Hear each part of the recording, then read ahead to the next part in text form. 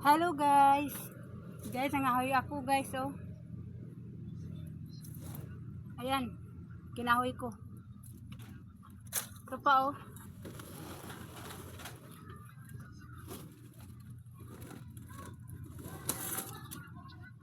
Ganito kalalaki lang siya guys, pero makaluto na siya ng sinaing. Maliliit lang siya guys. Ayan. Mga dinangput-dangput ko lang guys sa bukid. Mga ganito kalalaki.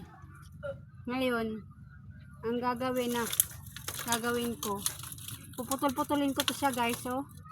Puputol-putulin ko para gawin kong gatong. Para maigatong na siya guys. Kasi ano na rin to eh. Yan, oh. Mga sanga na maliliit. Ayan.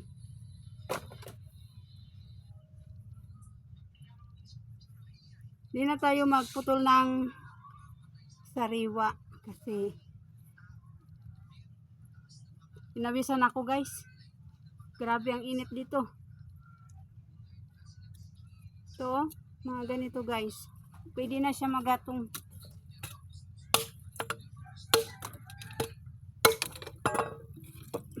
Ayan.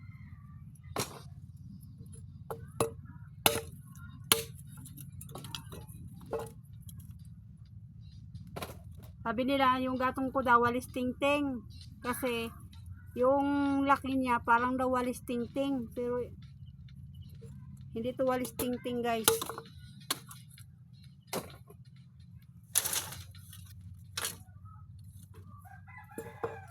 Napapansin nyo guys, may itim. Dahil nga po ito sa sa sunog ba. Kaya mauling.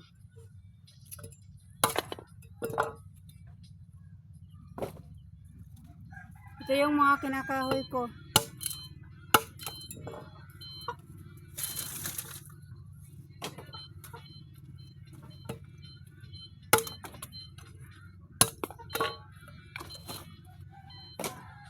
Pag umaakit ako dun sa tuktok guys,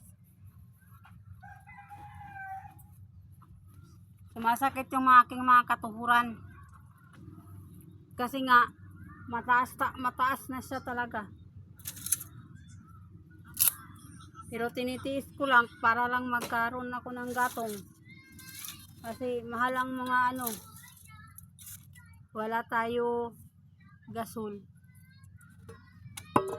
Kaya ito, magtiis tayo sa ganitong buhay kasi walang wala.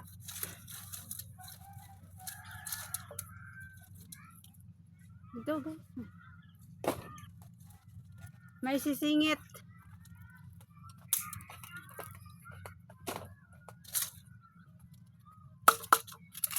Kaharang sa daan.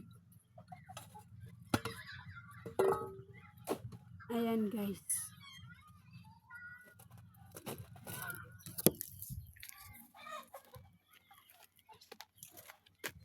Ito yung guys, oh.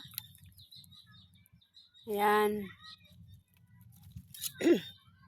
Dito guys, ganito mang kalalaki pero malaking bagay na rin to guys na makaluto sa sinaing. Kahit ganito lang kalalaki. Oh. Ganito. Grabe ang siga nito. Pag ito ang igagatong mo, masiga. Madali lang makakulo ng sinaing guys. Oh. Yan, oh. Yan. Pupunta ako dun sa pinakatuktok ng bukid ng guys, oh. Doon sa tuktok pa yan. Kinuha ko. Hindi na ako magamit ng itak.